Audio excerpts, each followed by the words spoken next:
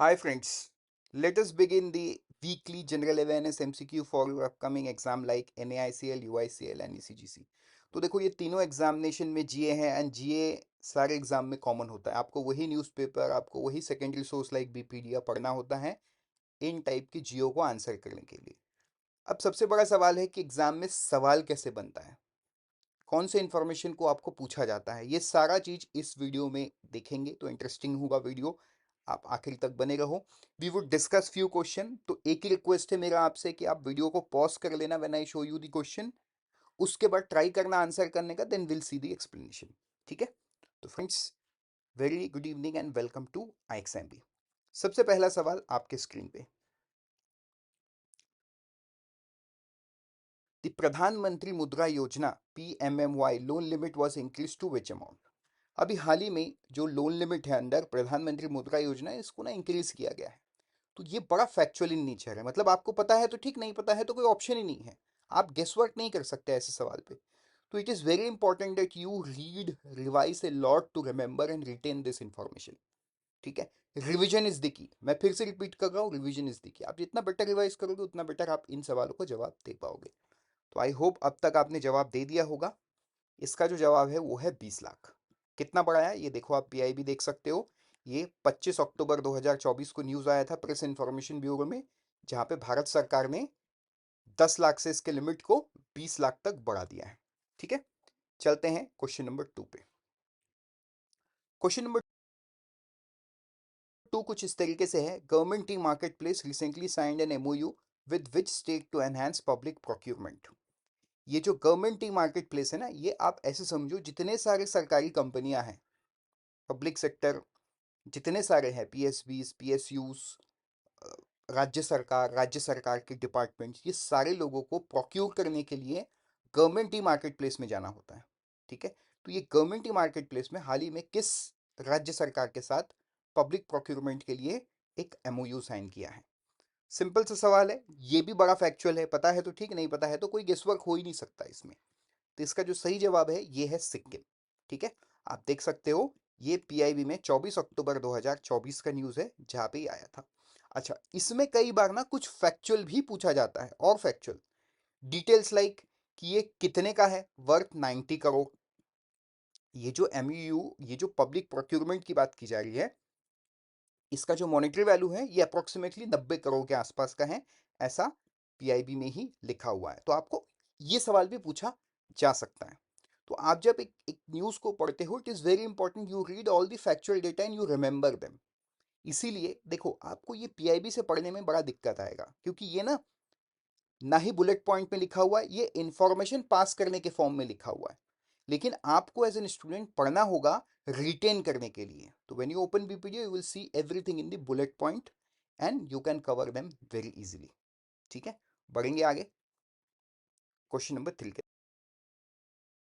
तरफ। Who won the global anti racism championship award 2024 presented by the US secretary of state.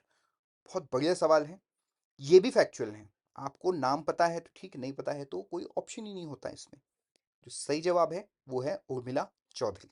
ये आप देख सकते हो, जो US सेक्रेटरी ऑफ स्टेट है, ये नेपाल की उर्मिला चौधरी, इनको ये अवार्ड देते हुए फोटो में आपको दिख रहे हैं। ठीक है?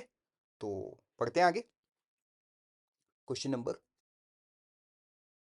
4 की तरफ। The IMF world economic outlook in October 2024 projected India's growth rate for FY 25-26 at what percentage? कितने परसेंटेज पे प्रिडिक्ट किया गया है IMF के वर्ल्ड इकोनॉमिक आउटलुक में? बहुत इंटरेस्टिंग सवाल है। यहां पे आपको ये ध्यान देना है, फाइनेंशियल ईयर कौन सा पूछा है। 25-26 अच्छे से ध्यान दो, क्योंकि ना सवाल में कई बार जल्दी जल्दी में यही इंपॉर्टेंट चीज छूट जाने का चांस होता है कि यहाँ पे फाइनेंशियल ईयर 25-26 की बात की गई है। लेकिन अगर आप इस न्यूज़ को अच्छे से देखोगे, इसके हेडलाइन को देखोगे ना, हेडलाइन में क्लियरली मेंशन है 7%। ये जो 7% ये करंट ईयर की बात कर रहे हैं, जो ऑनगोइंग है 2024-25। लेकिन मैंने जो सवाल आपको पूछा है वो पूछा है नेक्स्ट फाइनेंशियल ईयर क्या, जिसमें IMF ने बताया 6.5%। तो यहां पे मैं आपको एक चीज सिखाना ये चाहता हूं कि आपको हमेशा ऐसे छोटे माइन्यूट डिटेल पे ध्यान देना पड़ेगा, नहीं तो चांस ये है कि आप ऑप्शन ए मार्क करके चले आओगे और आप ये सोचोगे मैंने तो सही किया, बट अल्टीमेटली वो गलत होगा। Right. Question number 5 on your screen, इस पे क्या है? What is the total capacity of renewable energy projects to be developed in Rajasthan as a part of 3 trillion agreement signed with UAE? आधा से ज्यादा इंफॉर्मेशन तो क्वेश्चन में है कि राजस्थान के सरकार ने यूएई के साथ साइन किया है। अच्छा, मॉनेटरी वैल्यू भी बता दिया है, 3 ट्रिलियन है। आपको क्या पूछा गया? कितने गीगावाट एनर्जी के बारे में बात किया गया है? तो सही जवाब क्या है? 60 वॉट। ठीक है, ये बिजनेस स्टैंडर्ड का आर्टिकल आप देख सकते हो, 60 वॉट की बात की गई है यहाँ पे। ठीक है, गीगावाट, सॉरी। बढ़ते हैं आगे, क्वेश्चन नंबर 6 की तरफ। तो क्वेश्चन नंबर 6 ये पूछा जा रहा है, which cyclone formed over the Bay of Bengal in October 24 and is expected to impact Odisha and West Bengal? अभी क्योंकि वो समय चला गया है, आप सबको पता है कि इसका आंसर साइक्लोन दाना है। ठीक है, साइक्लोन दाना है, लेकिन मैं आपको बताऊंगा, कमेंट सेक्शन में बताइए ये जो साइक्लोन दाना है इसको किस कंट्री ने नेम दिया है? Every cyclone when it comes, one or the other country names it. उसका भी एक रूल होता है, let us not go that deep, हम वो रूल को नहीं जानना है, आईबीपीएस के लिए, आईबीपीएस के एग्जाम के लिए इंपॉर्टेंट नहीं होता है। लेकिन आप ये जानना जरूरी है कि साइक्लोन दाना, ये दाना नाम दिया किसने? आप मुझे कमेंट में बताइए कि ये दाना नाम कहां से आया, किस सरकार ने दिया? ठीक है, पढ़ेंगे आगे। Question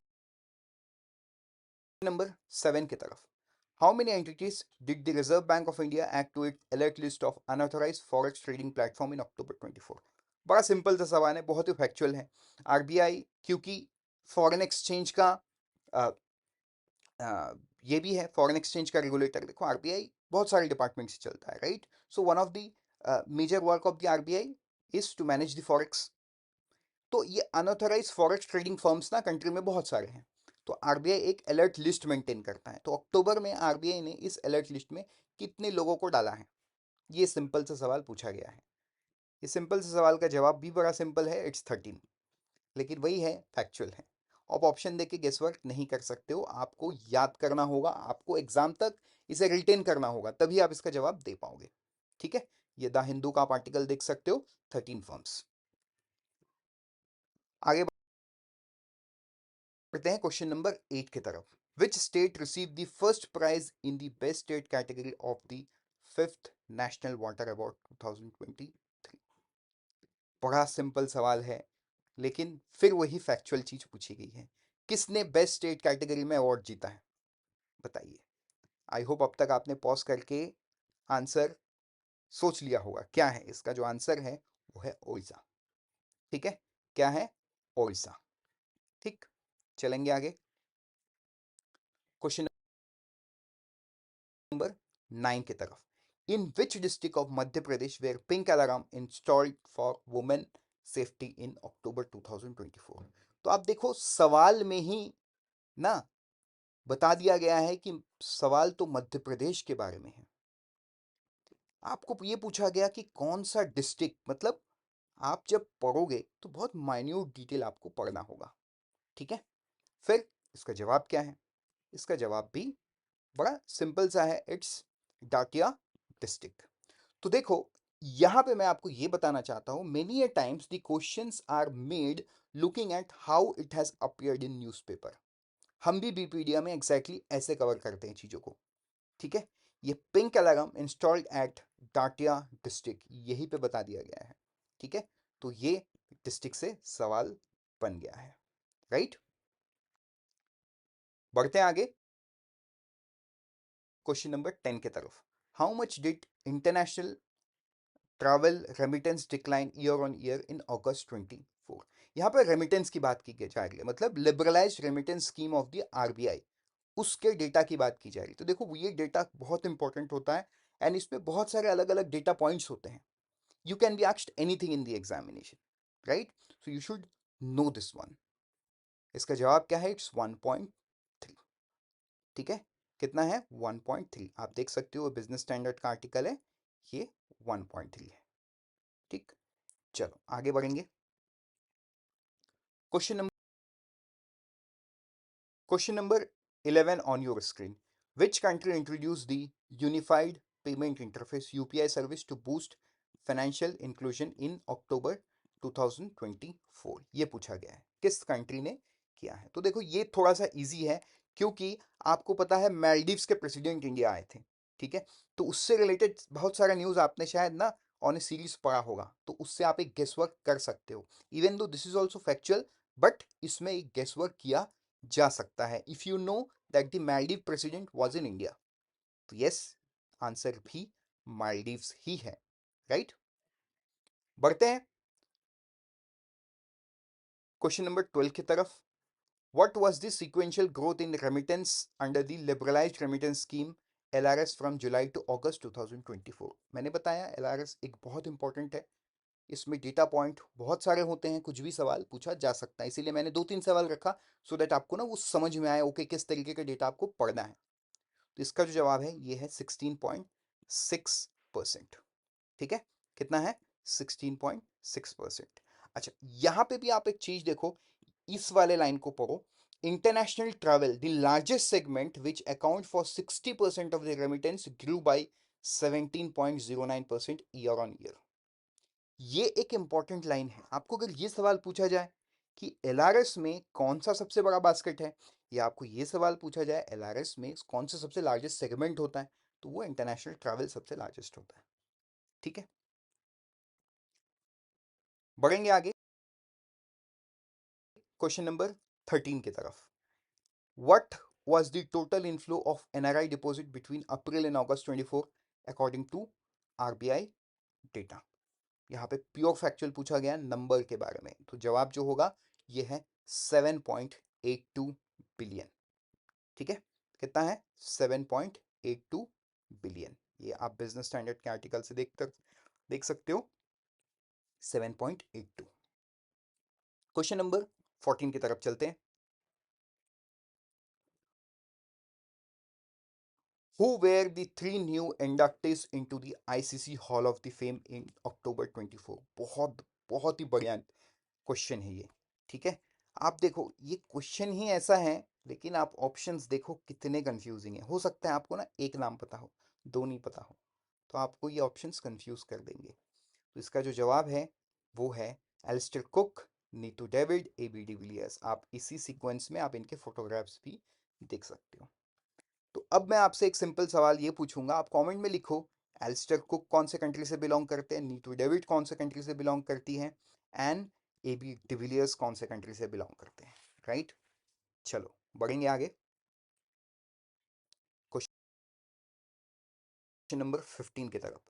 Which two countries signed an agreement to strengthen cooperation in the hydropower sector in October 24?